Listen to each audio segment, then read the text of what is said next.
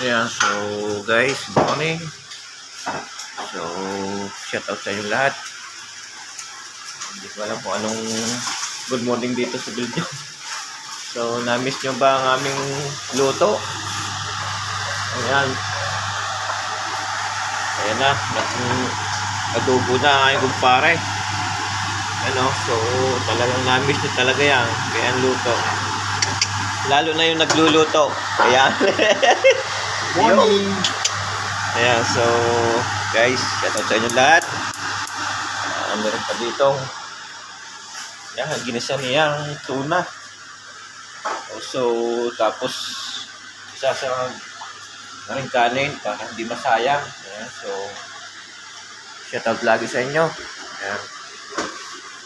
Ang nga pa nagkinikiran ay ayan.